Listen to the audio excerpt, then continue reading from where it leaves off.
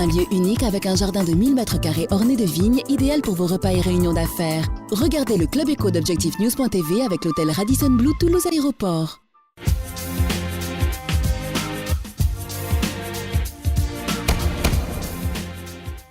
Bonsoir, bienvenue dans le Club Éco d'ObjectiveNews.tv. Vous avez été nombreux à suivre les élections régionales sur Objective News. L'occasion pour nous, ce soir, de faire un bilan de ces élections. Après l'élection de Martin Malvy, c'était vendredi dernier, lors de la première séance. Nous recevons ce soir Stéphane Beaumont, politologue. Bonsoir Stéphane Beaumont. Bonsoir. Vous avez suivi de nombreuses élections. On va dire que l'ère Malvy 3 démarre depuis vendredi dernier, puisqu'il a été élu par 69 voix contre 22 voix contre. Si on doit revenir sur cette élection régionale, quels grands enseignements vous en tirez, Stéphane Beaumont ? D'abord, troisième mandat de Martin Malvy, 2 mandats de 6 ans, et puis un mandat de 4 ans, puisque le Big Bang territorial va intervenir en 2014, et qu'en 2014, il serait étonnant qu'il se représentât, mais qui sait. Alors, quels enseignements on peut en tirer? Plusieurs. D'abord, un taux d'abstention énorme, un taux d'abstention qui peut laisser penser qu'il y a un certain désenchantement dans l'électorat de gauche comme électorat de droite. Deuxième élément, un score réalisé par Martin Malvy qui montre combien peut payer une communication institutionnelle, une communication personnalisée, puisque c'est un des seuls présidents de région qui ait personnalisé le pouvoir régional et qui ait eu son taux de notoriété. Troisième élément, reconnu par tous les médias nationaux, c'est le meilleur des scores d'un candidat socialiste et d'un sortant, puisqu'il fait, comme vous le rappeliez, 67,7%, c'est-à-dire 7,7 de mieux que Ségolène Royal, qu'on imaginait au hit-parade des présidentes de région réélues. Eh bien non, c'est Martin Malvy qui lui dame le pion. Alors, justement, la candidate et son adversaire Brigitte Barège avaient essayé de faire campagne, notamment sur la notion de changement, d'usure du pouvoir. On voit véritablement que ces arguments n'ont pas fonctionné.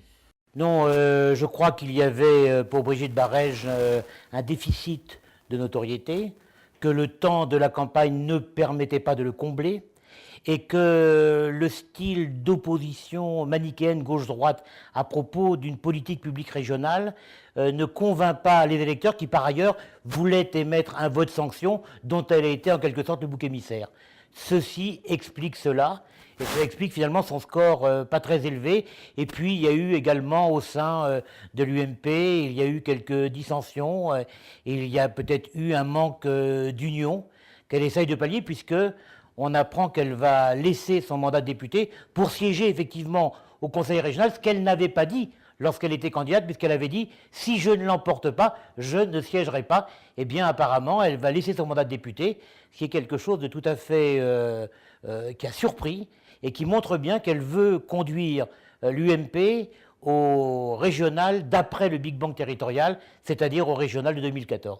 Vous pensez qu'elle ne l'a pas peut-être annoncé trop tard, juste à la veille du second tour ? À mon avis, oui, tout à fait. Elle devait l'annoncer pendant la campagne. Ça devait être un axe de campagne. Et on peut se demander d'ailleurs ce qu'eût été son résultat si, au lieu d'avoir un front manichéen, un affrontement gauche-droite pur et dur face à Martin Malvy, qui a finalement refusé cet affrontement-là, si elle avait dit « ce qu'a fait Martin Malvy est bien ou pas mal, mais on pourrait faire beaucoup mieux ». Et à ce moment-là, je pense que l'électorat aurait peut-être réagi différemment. Un électorat qui a eu du mal à se mobiliser parce que finalement la région, elle est peu connue, la région ne connaît pas ses compétences. Et s'il y a un point sur lequel Malvy a fait véritablement la différence, c'est le ferroviaire, c'est le train. Où est le sigle essentiel, où est l'image de la région traduite au quotidien? C'est sur les trains régionaux.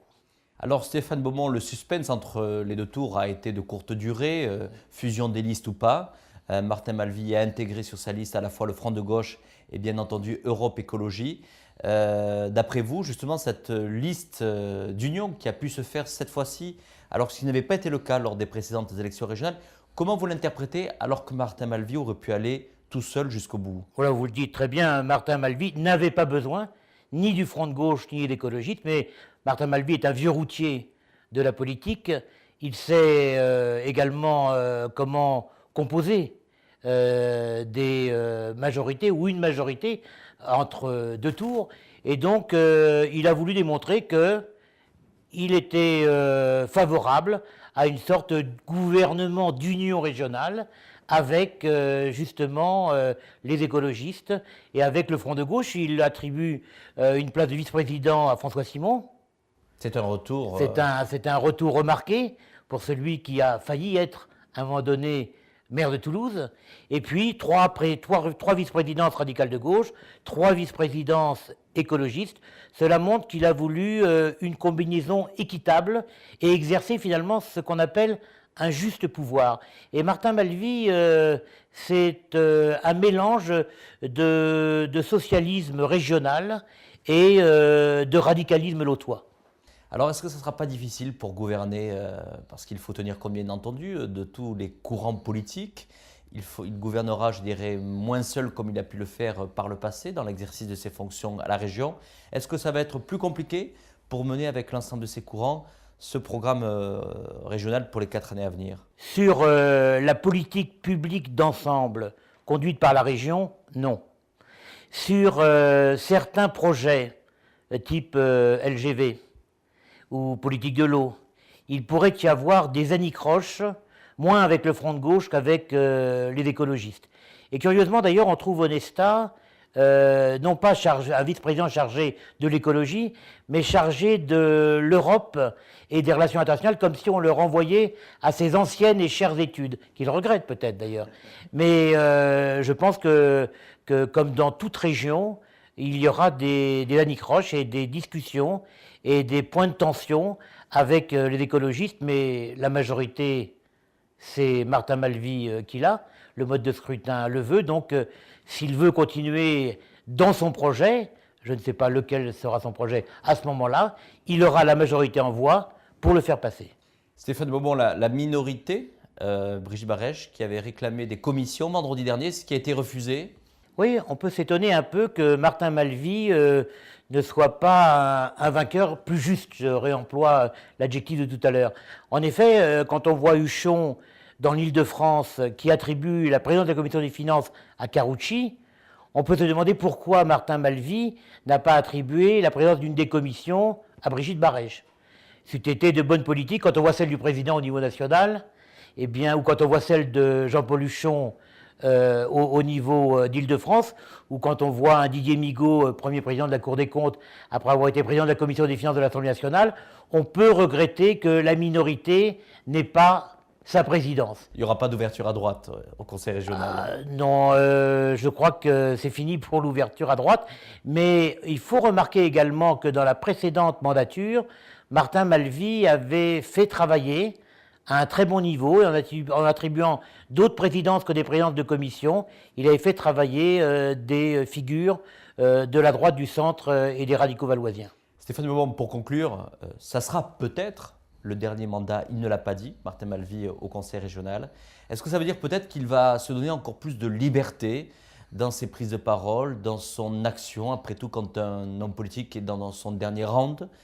Est-ce qu'il a peut-être quelque chose encore à prouver? A-t-il encore quelque chose à prouver ou à démontrer, Martin Malvy, dans ce dernier mandat peut-être? Vous avez raison, c'est un mandat qui est finalement peut-être le plus difficile, dans la mesure où il n'aura pas de compte à rendre devant l'électeur, puisque, à mon avis, 74 plus 4, arithmétique politique également, égale 78. C'est vrai que 78, maintenant, on dit qu'on est jeune, puisqu'il y a un 5e âge maintenant, mais je ne pense pas qu'il se représente. Donc, c'est un président sans avoir à responsabiliser cette mandature devant l'électorat. Mais le PS aura à le faire. Alors il y a d'autres questions. Est-ce que ce mandat durera 4 ans? Est-ce qu'il ne sera pas candidat au sénatorial, dans le Lot, en 2011? Est-ce qu'il n'aura pas envie de siéger dans le premier Sénat de gauche que la Ve République connaîtra peut-être? Et si les sénateurs, ne sera-t-il pas conduit à démissionner du Conseil régional? Et qui, à ce moment-là, sera président du Conseil régional? Un socialiste? Normalement oui. Et pourquoi pas Gérard Onesta? Politique Fiction, rendez-vous très prochainement. Merci Stéphane Beaumont. Un lieu unique avec un jardin de 1000 m² orné de vignes, idéal pour vos repas et réunions d'affaires. Regardez le Club Éco d'Objectif News.tv avec l'hôtel Radisson Blu Toulouse Aéroport.